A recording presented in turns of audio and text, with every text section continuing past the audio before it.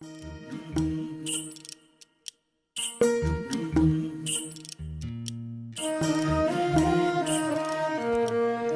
धक्काधक्कीचं जीवन, रोजची कामाची धावपळ, दिवस येतो तसं जातोय.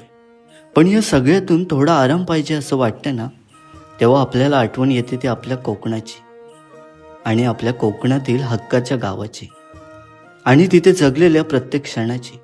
पण प्रत्येक वेळी आपल्याला गावात जायला जमतंच असं नाही. म्हणून मग मीच ठरवलंय, तुम्हा सगळ्यांची धावपळ नको म्हणून तुम्हाला तुमच्या गावात घेऊन जायचं. म्हणून आज मी कोकणातील निसर्गसंपन्न अशा भोके गावात चाललोय.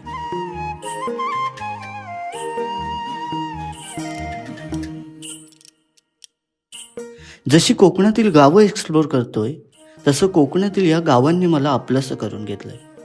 या गावातील सुंदर मंदिरं, दाट निसर्ग आणि इथली साधी भोळी गाव सांभाळून ठेवणारी माणसं, यांच्यामुळेच तर बनलंय ना आपलं स्वर्गीय कोकण. कोकण हे कधीच शब्दात न मांडता येणारी गोष्ट आहे. म्हणूनच कोकणात यायची प्रत्येकाची उत्सुकता असते. कोकण आहेच सुंदर, पण ते कोकणाची सुंदरता कोण टिकवून ठेवले तर कोकणातील या गावांनी. म्हणूनच आम्ही म्हणतो ना, येव्हा कोकण आपलंच असा. कोकणातील आपलं गाव आणि इथला निसर्ग बघायचा असेल तर हा व्हिडिओ शेवटपर्यंत नक्की बघा. आणि तुमच्या गावासारख्याच अजून कोकणातील गावांच्या गोष्टी, तिथला निसर्ग, तिथला इतिहास बघायचा असेल तर व्हिडिओ चॅनलवरती आहेतच, त्यासुद्धा जाऊन नक्की बघा.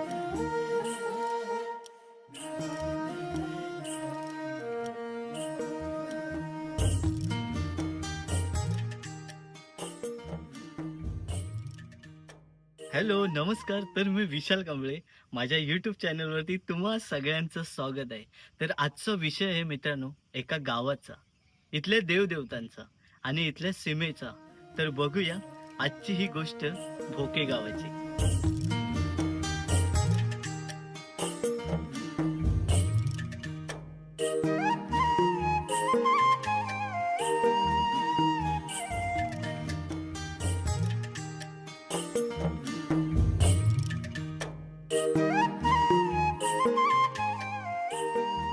तर माझं नाव रवींद्र शंकर मायंगडे.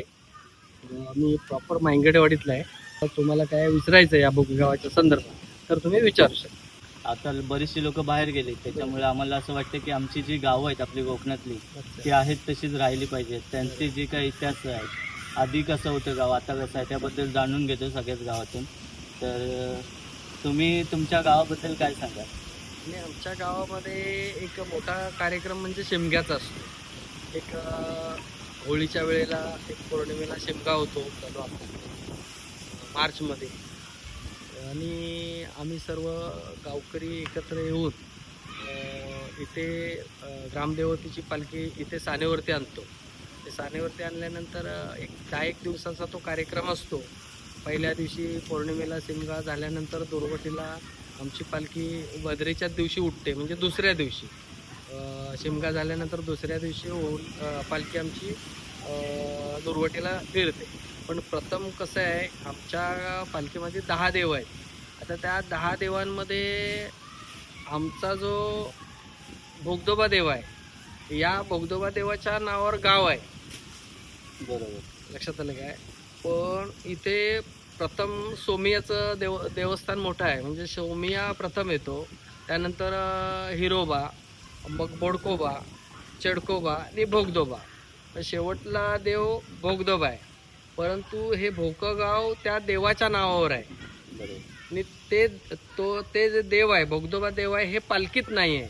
पण ज्या वेळेला पालखी इथे शिमग्यावर येते त्यावेळेला 9 देव, म्हणजे त्याच्यामध्ये देवी आमच्या 5 आहेत. आता 5 देवी म्हणजे एक जुगाई आहे, वाघजाई आहे, तिरमुग आहे, मानाई आहे आणि कालकाई आहे. असे हे 9 देव त्या एका देवाला भेटायला जातात. त्या देवाचं देवस्थान रेवालवाडीमध्ये आहे आणि ते पूर्ण कातलावरती आहे. त्या देवाला मंदिर नाही आहे. पूर्ण असं एक दगडांचं कंपाऊंड केलेलं आहे आणि कंपाऊंडाचा एक दगड ठेवलेला आहे आणि त्या दगडाला देव, हे पालखीतले देव जाऊन मान देतात. आणि ते मान दिल्यानंतर मग आमच्याकडे पालखी म्हणजे शिंपण्याला चालू होते. आणि नंतर दिवाळी होते. दिवाळी झाल्यानंतर एक जागरी पौर्णिमा येते. असे हे 2 छोटे छोटे कार्यक्रम होतात, पण तेवढे मोठे नाही. पण मोठा सण म्हणजे आपल्याकडे शिमग्याचाच होतो. पण अजून एक म्हणजे माझ्या किंवा अजून काही लोकांच्या मनामध्ये कन्फ्युजन आहे की हे नाव आपला भोगदा आहे, हं. भोक्यामधून गेलेला जो मोठा भोगदा आहे करबुडेचा, त्या भोगद्यावरून पडलं हे कन्फ्युजन आहे आमचं. अच्छा. तर ते आम्हाला थोडक्यात तुम्ही दूर करा म्हणजे. अच्छा, हां. बरं, हे साधारण 90मध्ये कोकण रेल्वेने आपल्या गोवा कोकण रेल्वे ज्या वेळेला मार्ग तयार झाला, तर 90मध्ये झालेला आहे माझ्या अंदाजाप्रमाणे. आम्ही त्यावेळेला छोटे होते, पण नंतर मग आम्ही थोडंसं कामसुद्धा केलेलं आहे. पण ते भोगद्यामुळं भोगागाव झालेला नाही आहे.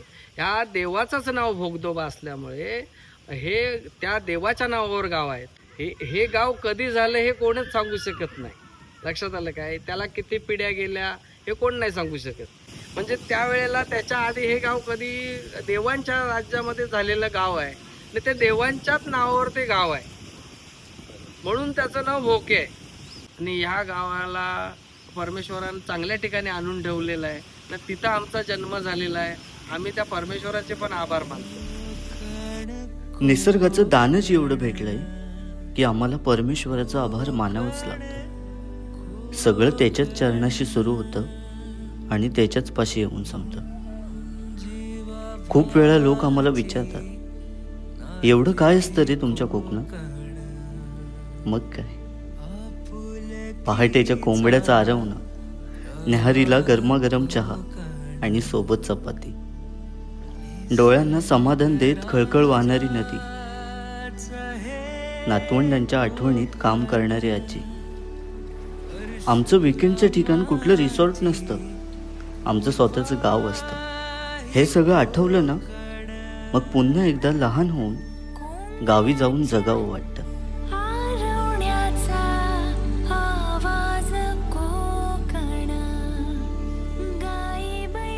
माझ्या नदीतून बघायला गेलास ना तर मला तर माझं गाव खूप आवडतं. म्हणजे जसं सण वगैरे सगळ्यांकडची माणसं मला खूप आवडतात. पण सध्या मी कसं जॉबसाठी पुण्याला असतो आणि आता दिवाळीच्या सुट्टीसाठी इकडे आलो आहे. पण मी जेव्हा पुण्याला असतो ना तेव्हा मेजरली मिसिंग म्हणजे माझं गाव, माझ्या वाडीतली लोक, माझ्या घरी आणि मेन म्हणजे माझ्या गावामध्ये वाडीमध्ये सगळे उत्सव किंवा सण एकत्र येऊन आम्ही साजरा करतो, ते मी खूप मिस करत असतो. आणि कोकणाबद्दल सांगायचं तर बरंच काय काय म्हणजे नवरत्नांनी नटलेलं माझं असं कोकण आहे.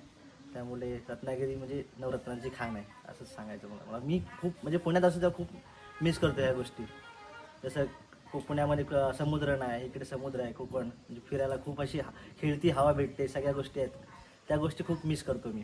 आणि ऑब्व्हियसली आपली माणसं मिस करतो. तर मित्रांनो, तुम्ही आतापर्यंतची स्टोरी बघितला असालच, पण अजून एक इंटरेस्टिंग स्टोरी आहे. ती अशी आहे की या गावची सीमा आणि करबुडे गावची सीमा.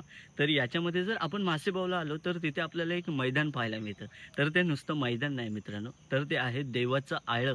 हे आळं आहे करबुडे गावचं. तर त्याच्या मागे एक इंटरेस्टिंग गोष्ट आहे. हे झालं कसं, तर यामागे जेव्हा पूर्वी देवांचं राज्य होतं तेव्हा इथे एक युद्ध झालं. हे युद्ध याचसाठी होतं की श्रीदेव रवळनाथांना मासेबावपासून भोके साईडला आतमध्ये सीमा वाढवून पाहिजे होती, पण ती भोकेगावच्या देवांना म्हणजेच श्रीदेव बोडकोबांना ती मान्य नव्हती. याच्यामुळे हे युद्ध झालं.